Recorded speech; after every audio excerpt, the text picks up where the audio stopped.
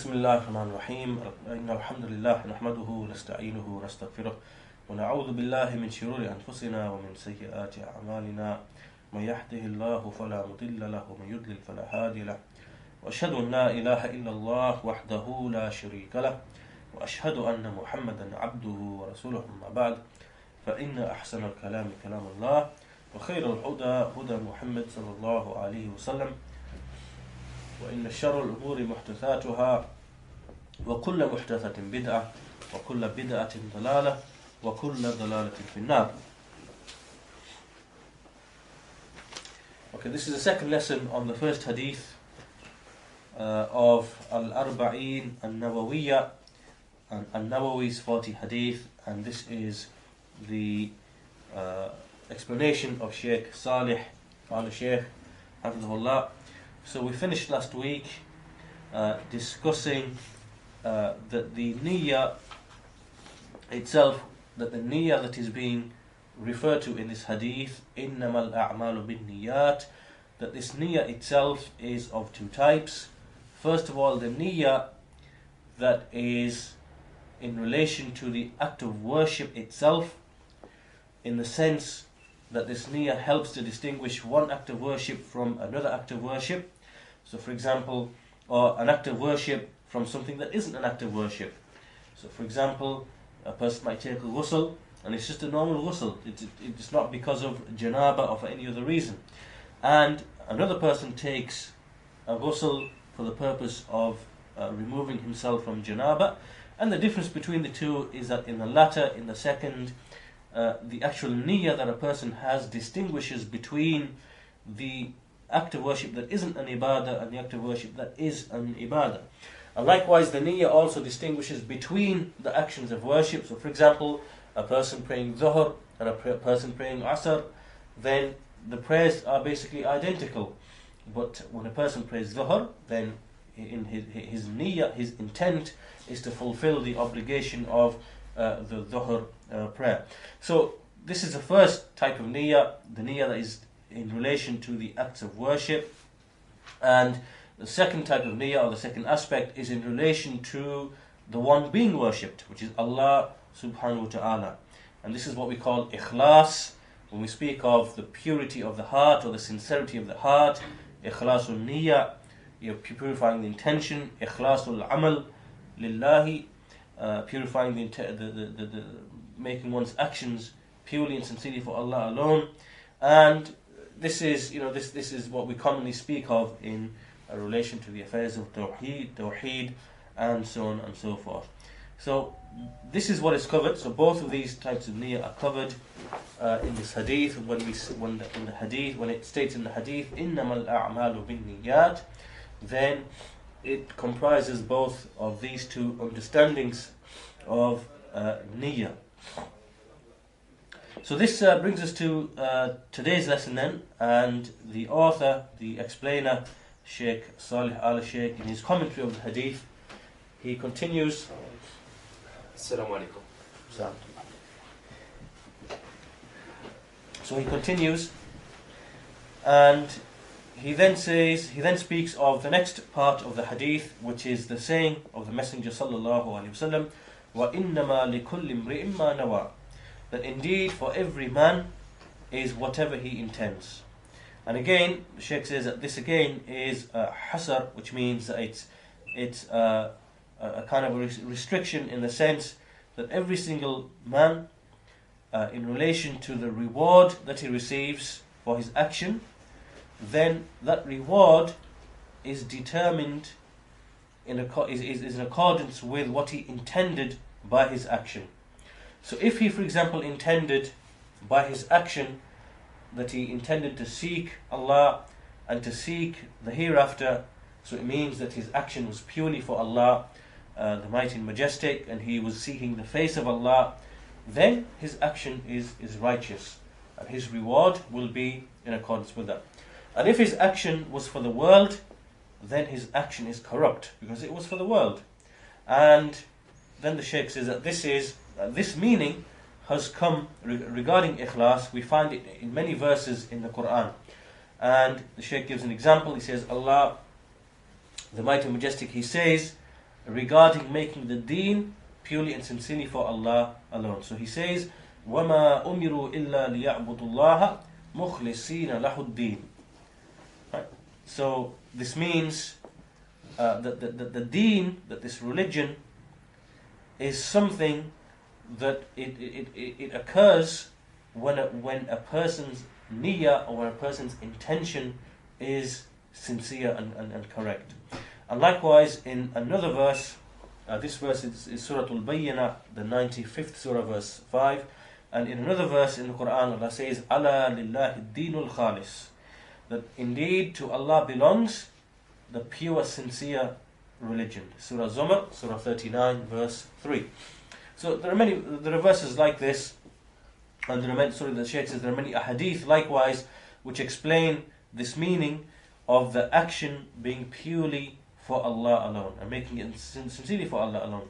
And an example that the Shaykh gives of such a hadith is the well-known hadith that's reported in Sahih Muslim, in which Allah subhanahu wa ta'ala says, this is hadith Qudsi, in which he says, أَنَا أَغْنَى الشُّرَكَاءِ عَنِ الشِّرْكِ مَنْ عَمِلَ عَمَلًا أَشْرَكَ فِيهِ مَعِي غَيْرِي تَرَكْتُهُ وَشِرْكَهُ. That I am, the meaning of this hadith is that I am so self-sufficient, so Allah says, I am so self-sufficient that I am not in need of having any partners. Thus anyone who does an action and he shares that action for me and for someone besides me, for someone other than me, then I abandon it and his shirk. And there are different words, there are different wordings of this hadith. In another wording, the Messenger ﷺ said in this hadith Qudsi, again narrating from Allah, فَهُوَ لِلَّذِي أَشْرَكَ وَأَنَا مِنْهُ بَرِيء, that this action is for the one whom he associated as a partner with me, and I am free from it. So this shows, so these proofs, these verses and this hadith amongst other hadith, this is a proof to show that an action must be purely and sincerely for the sake of Allah the Mighty Majestic, in order for it to be accepted, and in order for a servant to be rewarded for it. So now that this is understood, we now need to be clear about what ways can a person make his intention incorrect or insincere. That we need to discuss this issue now, because now that we're clear that Allah only accepts an action which is pure and sincere, the next issue now is, or what we've understood so far is, any action which is for Allah subhanahu wa ta'ala, and then something else enters into it, comes into that niyyah, then this action is batil. This action is not accepted by Allah subhanahu wa ta'ala. Because Allah, as we've seen in this hadith Qudsi, he stated that whoever does an action in which he shares or he makes someone a partner, someone besides me, then I will abandon him and his shirk. And in the other hadith, hadith Qudsi, Allah subhanahu wa ta'ala said, فَهُوَ لِلَّذِي أَشْرَكَ, that this action is for the person whom he associated with me. And so this is the meaning that we get from these ahadith. Now, regarding this issue, that when an action becomes impure, then there are a number of stages at which this can occur. The first stage can be, for example, before a person even starts out to do an action, right? To begin with, his niyyah or his intention is corrupt. Or it can be, for example, a person has already started and commenced an action of worship, so he's doing an action of worship, like for example, the prayer, for example, and during the time he's performing the action of worship, his niyyah changes, right? His intention behind the worship, it now changes. Or it can be sometimes after the action of worship as well, and sometimes the action, some of it can be for Allah and some of it can be for other than Allah. So all these different scenarios and situations. So the question now arises, there's a question now, so now that we know that this can occur, there's a question which is raised, which is, what part of these actions are accepted? Is this action of worship accepted, or is it not accepted? So what is the issue? What is the clarification? So the Shaykh says that the scholars, in discussing this issue, what they've said is that any righteous action, when a corrupt intention mixes with it, like for example ar-riya, like a person doing things to show off, he wants to be right. His intention is that he wants the people to see him doing a righteous action, or he wants the people to hear him. He wants to be heard of, to be spoken of, and then this worship here is batil. It's not accepted at all. And the Shaykh gives an example, like he prayed, and even before he wanted to pray, his prayer was basically for the reason that he wants to be seen by so and so that he's actually praying, right? Before he even begins the prayer, that's his intention behind the prayer. This is batil. And his prayer is false and not accepted. And in doing this, he is committing shirk. In accordance with the Shaykh brings hadith, whoever prays in order to be seen, then he's committed shirk. Whoever fasts in order to be seen, then he's committed shirk. Whoever gives charity in order to be seen, he's committed shirk. And the author brings this hadith. He doesn't make a reference to its reference, but he says, comments after this, and he says that so therefore when a person, he starts out to make the prayer with this intention, then this is incorrect and false. And then the Shaykh says there's also a situation where a Muslim, it's not conceivable that a Muslim, that in all of his actions, in every single action that he does it for riyah. He says this is not imaginable, because no Muslim would be like this. Rather, what we find is that this ar-riyah, the showing off, only occurs in some of the actions of a Muslim. So either it occurs, before he does the action, or it occurs during the action itself. And it's not conceivable or imaginable that we find a Muslim who, in every single of his actions, he's doing them just for other than Allah. And the Shaykh says, however, this type of riyah, this type of like showing off, or when a person does these actions, in every single of his actions, this we can't imagine it for a Muslim, but it can occur from the kuffar and from the munafiqeen, from the non-Muslims and from the hypocrites.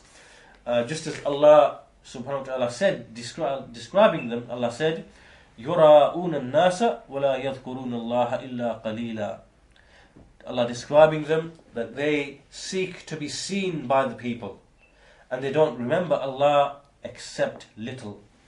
Surah Nisa, Surah 4, verse 142. And likewise, Allah subhanahu wa ta'ala said regarding the kuffar, ri'a an-nas. Again, a description, seeking to be seen of men, to be seen by men. So, regarding this type then, so what we're discussing now is the first type, where a person, even before he does an action, his intention is corrupt. Even before he does, for example, the prayer or anything else, or he gives charity or whatever, before that, his action is incorrect. So regarding this action is false, and we find that in relation to a Muslim, it can occur in some actions as opposed to other actions, not in all of his actions. But as for the situation where a person, in every single of his actions that he does, all of them are for other than Allah, for other than Allah, then we can't imagine it happening for a Muslim, where it occurs from the kuffar and from the munafiqeen. So that was the first situation, committing, having a false intention before doing the action. The second situation, or the second type, is when a person, for example, he begins an action, and then during it, at a certain point, his intention changes. And this itself is of two. Two situations exist. There are two situations. first of them is, so for this second category there are two situations. The first situation is that he starts the act of worship, and his act of worship is sincere, right, initially. And then he begins the act of worship, and then during the act of worship, he nullifies his initial intention. Right, so his initial intention is totally changed and totally nullified. And he then makes his action of worship just to be seen. Or for he does it for the sake of the creation. So in this situation, the ruling is the same. Right? This action is false, just like in the first category, the action is false. So just like when a person starts out at the beginning doing his action for other than Allah, it is false. Then similarly, when a person does an action initially and it's for the sake of Allah, and then during it at some point he changes his intention and he does it completely, now he does it just for the sake of the creation, that action is false. Likewise, the ruling is the same, because the ibadah, this action of worship, has now become corrupt, because the person has falsified his intention and he's now made it to the for the creation. Right? So for example, he's praying at the beginning, he prayed for the sake of Allah, then during the prayer his intention now changed because he wants to be seen by so and so, seen to be praying or whatever it is. Then this is batil, so the prayer becomes false. That's the first situation. But the second situation in the second category is that he begins to beautify his prayer, or he increases his prayer so that the people can see him. Right? So either his father will see him, or a student of knowledge will see him, or some senior person in the society will see him, or the imam of the masjid will see him.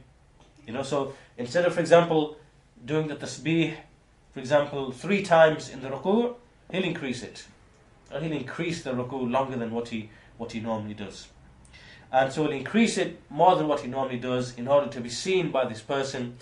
And so in this situation, what happens is that this additional length, or this additional part to the act of worship that he adds in order to be seen by the people, then it's that part of it that becomes falsified. It's that part that becomes falsified, because in that part he was intending to be seen and noticed by other than Allah. And this is because his niyyah for that part was for other than Allah, because as we see in the hadith, إِنَّمَا الْأَعْمَالُ بِالنِّيَّاتِ, indeed, actions are but by the intentions. However, the action itself, the original action itself, is something that is still righteous, because his corrupt intention wasn't in relation to the action as a whole itself. Right? So if you follow with this, right, his intention for the worship initially is correct. His intention became corrupted in relation to a specific part of the action. Like take for example in the prayer where he began to increase the ruku', for example, or he began to increase the sujood longer, for example. Why? So that the people may notice that his sujood is quite long, or his ruku' is quite long. So the part of the action which is corrupted and falsified is just that particular part in which his intention became corrupt. But as for the worship as a whole, the asl, the foundation of the worship, then the Shaykh says that this is still considered to be righteous. And then the Shaykh says the reason is because that this initial act of worship, the intention behind it wasn't corrupted. It was only, for example, when for example he began to increase a part of the prayer, or for example when an imam, he increases the recitation, because he wants the people to be aware of his voice, or because so and so important person is behind him attending the prayer, so he wants to increase in the length of the recitation or whatever. All these different actions, these things here, they don't corrupt the act of worship as a whole. The only thing that is corrupt is that specific action that he did, that was an addition. That was an addition which he did. For example, he extended it or he made it longer. That part is not acceptable because it's that part whose intention was corrupt. And this person who does this, then obviously he falls into shirk. And the shirk is the what we call ar-riya, which is the shirk al-asghar, which is the minor shirk, which obviously doesn't take a person outside the fold of Islam. And so this is the second situation of the second type, right? So the first type is a person's niyyah is corrupt before the worship itself, right? This worship is unacceptable. Second situation is when a person's niyyah changes during the act of worship. This itself has two situations. First situation is that his intention regarding the whole of the act of worship changes completely. So instead of, for example, giving charity for the sake of Allah, he now changes his intention for giving charity because he wants to be seen by so-and-so. Right? That whole action becomes corrupt and false as well, just like in the first situation. And the second situation here of the second category is that he begins to, he amends the action, he changes or he tries to beautify a part of it. Like he increases the prayer, he beautifies his recitation, he makes his ruku longer than what he normally does, or his sujood longer than what he normally does, or whatever. And in relation to that, it's only that part of the action as a whole that is false, even though the worship, the asl of the worship, the foundation of the worship itself is still acceptable, but nevertheless he does fall into the shirk, the minor shirk, in this situation. The third situation, there's actually a third situation in fact. There's a third situation which is when a person has completed the action, so he's done the act of worship, and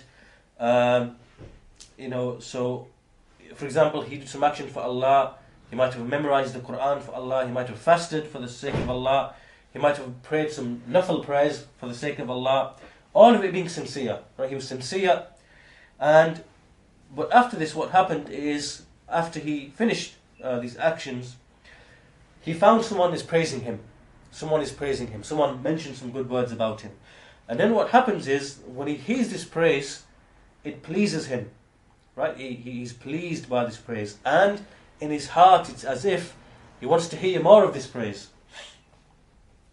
So in this situation, what is the ruling, or what is the situation? The answer is, the Shaykh says that this doesn't harm his act of worship that he did, because the act of worship that he did it sincerely for the sake of Allah, and there was nothing during the action of worship which involved any shirk or any riya, but rather this only happened after the action had been completed.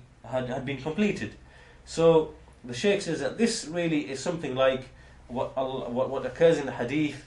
In the hadith there is mentioned that this is like the hastening of the good tidings for a believer. It's just something that's hastened, meaning that when he hears the people praising him for example, his worship or whatever, yet he himself didn't desire that praise. He didn't desire that praise from the people.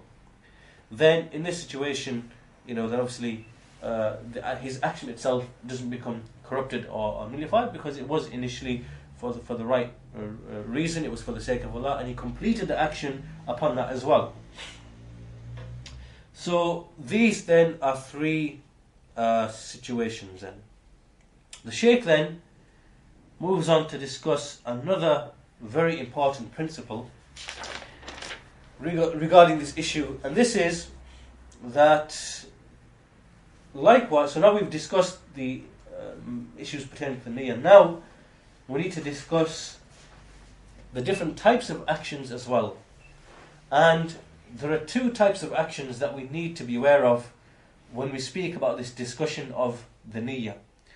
The first type of action is an action where a person doesn't seek anything except for Allah's face, right? There's no other intention in his heart, that he's not looking for any kind of benefit from the world or anything like that. Rather, these actions are actions that are just purely sought for the sake of Allah, and there's nothing else attached to them. There's no worldly benefit, there's no worldly reward, and this is actually the majority of the actions of worship. All of the actions of worship, or the majority of the actions of worship, are like this, where there's no other worldly reward which is linked to these actions of worship. That's the first type that we need to be aware of. Second type are actions of worship for which Allah subhanahu wa ta'ala has specifically mentioned that there is a reward in the world for those actions. Right? There's a worldly reward for those actions. Right? So this is another category now. So for example, when a person keeps the ties of kinship, when he, for example, keeps relations with his relatives and close family relatives, then in the Sharia we find that there is a worldly reward that has been linked to this action. The Messenger sallallahu alaihi wasallam said, whoever is pleased that his rizq, that his provision should be increased, and that his lifespan is extended, then let him tie the ties of kinship. Let him keep the ties of kinship. Let him keep the family ties, keep them strong and maintain them. So here you can see in this hadith, there's an action of worship, which is action of ibadah, which is to keep the ties of kinship, keep them tied. But Allah subhanahu wa ta'ala, in the Sharia we find that Allah has tied to it a worldly reward, increase in rizq and extension of one's life. Likewise, in another hadith pertaining to the rulings of jihad, the Messenger sallallahu alaihi wasallam said that whoever killed someone, then to him belongs his the booty. So if you kill someone in a battle, then whatever that person possessed that he has, for example his weapons and anything else, then they belong to you. You can take them. Right, so and anything else that he has with him, like wealth or whatever, anything that's on his possession. So here you can see that this is an action of worship when you're fighting, but there's a worldly reward involved as well, in which the Sharia has allowed the person to take whatever weapons and other things that the one being killed used to possess. So in other words, in these actions of worship, what do we find? We find that the Sharia is encouraging an act of worship by mentioning certain worldly rewards. There are certain worldly rewards that have been tied to certain actions as an encouragement, towards these actions. So therefore, in this category of actions, if a person intended a worldly reward or a worldly benefit, right? So he was doing any of these actions and he intended a worldly benefit, this is permissible. And this is not considered to be ar-riya. It's not considered to be showing off. It's not considered to be doing an action for other than Allah's sake. Why? Because the Sharia itself has tied these benefits or these worldly rewards with the action of worship itself. And so therefore the Shaykh says that anyone, for example, who kept his family ties, and he by doing this he intends the face of Allah, obviously, but at the same time he wants his rizq to be increased, he wants his life to be extended, then this is fine. This is fine because the Sharia itself has encouraged this. And likewise, another person, he strove in the path of Allah, he made jihad in the path of Allah. He did it for the sake of Allah, but he also wants to get the booty. He wants to increase the booty, the war booty. His intention is purely for the sake of Allah. He wants to make Allah's word uppermost, but he wants something else that the Sharia itself has also mentioned, and as a reward. And again, so this wouldn't be considered to be shirk in his intention. It wouldn't be considered to be ar-riya or whatever, because the legislator, the Sharia itself has mentioned the reward, the worldly reward regarding this. So the Shaykh then says, so from this discussion, we conclude that the actions of worship are divided into two types: those for which Allah subhanahu wa ta'ala, or the legislator, has mentioned a worldly reward, and those for which there is no worldly reward mentioned at all.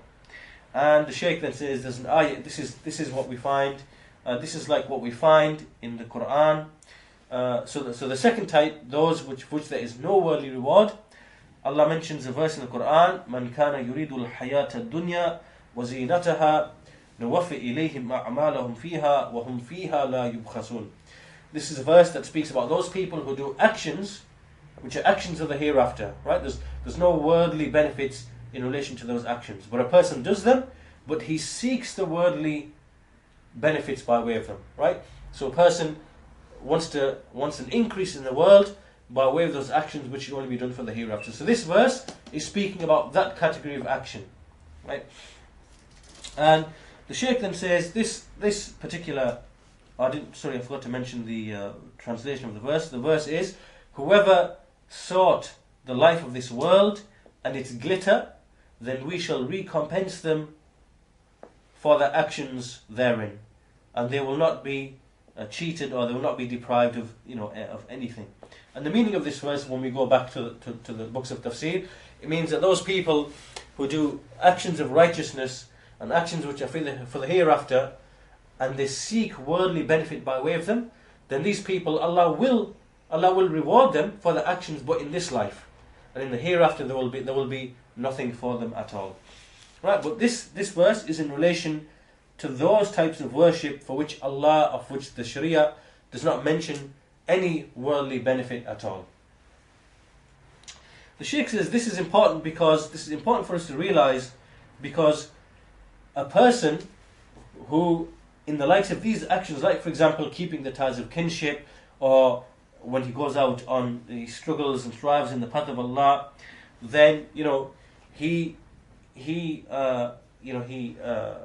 intention is for the sake of Allah, and he wants an increase in risk and whatever. There's an important issue which is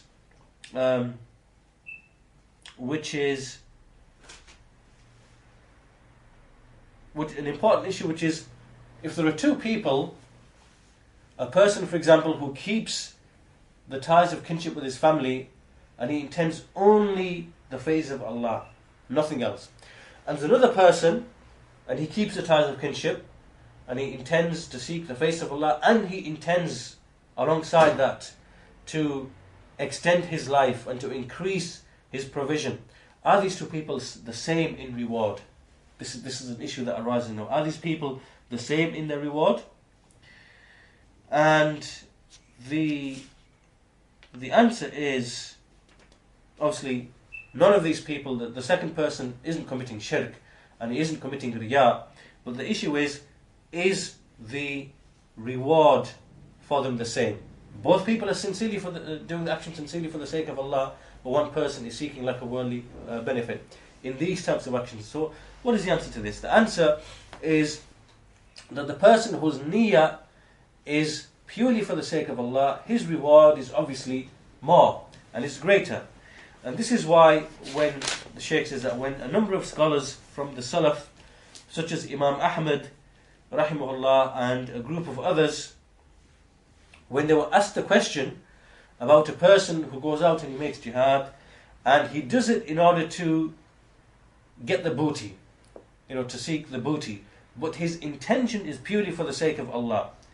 And these scholars they replied and they said that this person's reward is to the same level of his niyyah. To the same level of his niyyah. His action itself isn't nullified. His action isn't falsified. His action is correct. But his reward is dependent upon the degree to which his niyyah is only for the sake of Allah. So this is what they said.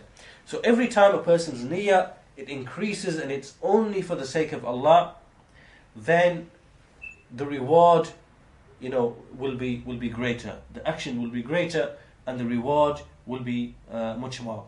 And every time a person, his niyyah for the world increases. So remember, we're talking about these actions in which the Sharia has mentioned that there is a worldly benefit. So we're talking about these type of actions. So whenever a person does these type of actions, and his niyyah is more for the sake of Allah, and is stronger and stronger for the sake of Allah, his reward is more. And every time it's more, his niyyah for the worldly aspect of it is more, then his reward is less. His reward is less in relation to somebody else, whose intention is stronger and more for the sake of Allah. So this is basically the explanation that the scholars have given.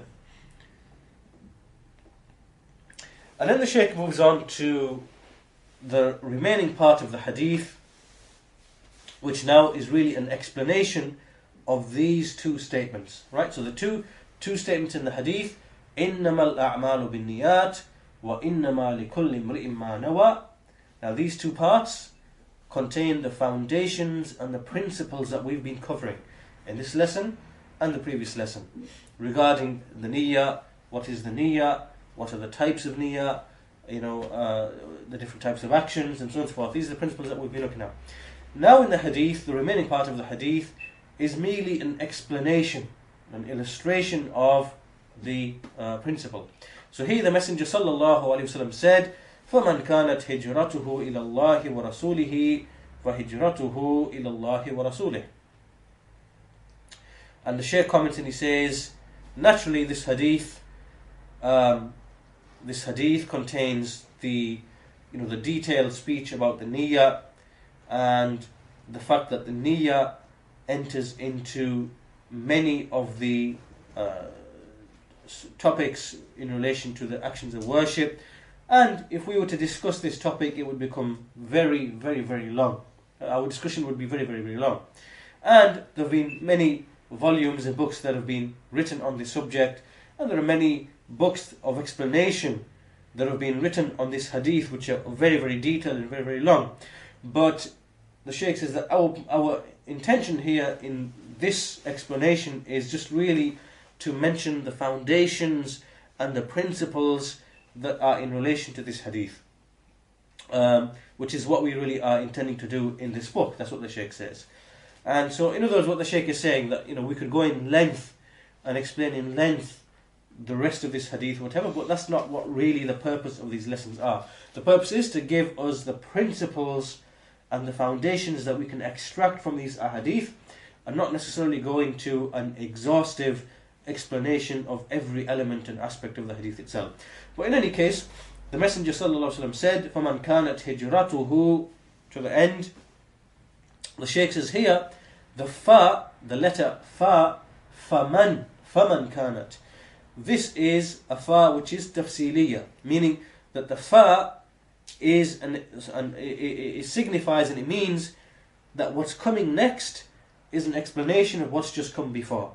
So the Messenger said, إِنَّمَا الْأَعْمَالُ بِالنِّيَّاتِ وَإِنَّمَا لِكُلِّ امْرِئٍ مَّا نَوَى. So the two statements, and then he said, فَمَنْ كَانَتْ هِجْرَتُهُ. So this shows that the fa, the letter fa, it's an explanation of these two sentences, and an explanation that explains that anyone, or it's an illustration of an action, which if it was done for the sake of Allah and also for other than Allah, like for example hijrah, then wouldn't be accepted. So in other words, the hadith is now giving an example of an action which is hijrah in order to illustrate the principle, to illustrate the principle that the hadith is putting across. So the hadith says, whoever's hijrah was for the sake of Allah and His Messenger, then his hijrah is indeed for Allah and His Messenger. And the part that follows this is مَنْ كَانَتْ هِجْرَتُهُ إِلَى اللَّهِ وَرَسُولِهِ فَهِجْرَتُهُ إِلَى اللَّهِ وَرَسُولِهِ. And then it continues, وَمَنْ كَانَتْ هِجْرَتُهُ لِلدُّنْيَا يصيبها أو امرأة ينكحها فهجرته إلى ما هاجر إليه. And anyone whose hijrah was for the world, that he may acquire a portion of it, or for a woman that he wanted to marry, then his hijrah is for whatever, or is to whomever he migrated towards. As for hijrah itself, what is the meaning of hijrah? Al-hijrah, the word hijrah itself, its meaning is at-tark, which means abandonment, to abandon something. And the hijrah, this hijrah that we make to Allah and the Messenger, what is its foundation? The foundation of this hijrah is, first of all, when we make hijrah to Allah, the Mighty and Majestic, with ikhlāṣ. Right? So, obviously there's the outward physical hijrah that we make from one land to another land, but that's not where hijrah starts. There are levels of hijrah. The asl, or the foundation of this hijrah, is that when we migrate to Allah with ikhlāṣ, with sincerity, and seeking what is with Him. Right? This is the foundation of the hijrah. And likewise, we make hijrah to the Prophet ﷺ by making ittiba of him, meaning that we make hijrah to him in the sense that we follow his sunnah, ﷺ, and that we aspire towards whatever he came with, meaning from the sunnah. And from the effects, from the manifestations of this, so this hijrah is internal, right? So we make hijrah to Allah by way of ikhlāṣ, and we make hijrah to the Messenger ﷺ by seeking to obey him and follow his sunnah. And then the outward effect of this and the manifestation of this is that we leave a land of shirk and go to a land of Islam. And this is why the Messenger ﷺ said, فَمَنْ كَانَتْ هِجْرَتُهُ, meaning that the person who left a land of shirk and went to a land of Islam, meaning he went to Allah and went to the Messenger ﷺ. So his hijrah is to Allah and to the Messenger. And the Shaykh then explains just a principle regarding the Arabic language about the repetition of sentence.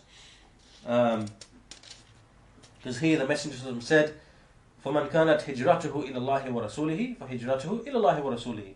That whoever migration was to Allah and His Messenger, his migration was to Allah and His Messenger. It seems like a repetition. It's a repetition of the same sentence. So the Shaykh goes on to explain like a grammatical, I won't go into detail here, but basically what it means is that sometimes a sentence can be repeated, but the intent and the what is meant by each repetition is something different. So for example, the first part, so to summarize the meaning, the first part, فَمَنْ كَانَتْ هِجْرَتُهُ إِلَى اللَّهِ وَرَسُولِهِ, meaning niyyatan wa qasdan, meaning that whoever's migration was towards Allah and His Messenger, niyyatan wa qasdan, meaning that in his niyyah and his intention, that's what he did, فَهِجْرَتُهُ إِلَى اللَّهِ وَرَسُولِهِ, then his hijrah is indeed to Allah and His Messenger, meaning in terms of thawaban wa ajran, in terms of reward and recompense. So the first part, for the first sentence, speaks of the intent of the person doing the action, and the repetition of the sentence, فَهِجْرَتُهُ إِلَى اللَّهِ وَرَسُولِهِ, the second time, is in relation to the reward that the person receives. And then at the end, the second person, وَمَنْ كَانَتْ هِجْرَتُهُ لِدُنْيَا يُصِيبُهَا أَوْ امْرَأَةٍ يَنْكِحُهَا, or in another wording, يَتَزَوَّجُهَا. Then, like for example, a person, a trader, he leaves one land to another land because he wants to increase his wealth, or he wants to acquire a wife or whatever. Then this person, his hijrah was only for the thing for which he migrated. And then, so this proves also from this that a person who migrates, his action outwardly is the same as a person who migrates for the sake of Allah and His Messenger, right? So for example, a person migrates for wealth, for trade, for a woman, and a person migrates for the sake of Allah. Outwardly the actions appear exactly the same. They're exactly the same. But, but in terms of the reward and the intention inside, obviously is different, and obviously the reward will be different. The person who went for the sake of a woman, his intention is corrupt, and so therefore he won't have any reward for that, and sometimes he might even have a burden of sin upon him for that as well. And finally, the hijrah itself, the outward hijrah that we are speaking of, it can be, we said, it is a tark, which means abandonment, and this can mean abandonment from a land of shirk to a land of Islam. Or it can mean abandonment from a place in which there is bid'ah or innovation, lots of innovation, people are away from the religion and they have these innovations, to a place of the sunnah, where the sunnah is strong. Or it can be a third level, leaving a place where there are sins and evils which are open, and he moves to another land or another place where the sins and the evils are actually less. They are less than the other place. And the Shaykh says that each of these three scenarios or situations, they all have their own rulings in the various books of fiqh in more detail. But at this stage, obviously the Shaykh is just alluding to the principles. And that's the end of the explanation of the hadith. And we'll close our lesson here, inshaAllah. And that's the end of this first hadith. And just to summarize then, that the Shaykh, that in this book or in this explanation, the Shaykh is not giving like an exhaustive, detailed explanation of every element of the hadith. It's just to help us to extract the underlying principles and the foundations of the religion and of the topic of each hadith, so that we can obviously build like a nice framework and a nice understanding of these. This is a very important compilation of these hadith. So we close our lesson here today, inshallah, and we'll continue with the next hadith, the famous and well-known hadith of Jibrīl ﷺ, and his coming to in order to teach the Muslims the affairs of their religion. So we'll inshallah make a start on that in the next lesson, inshallah ta'ala.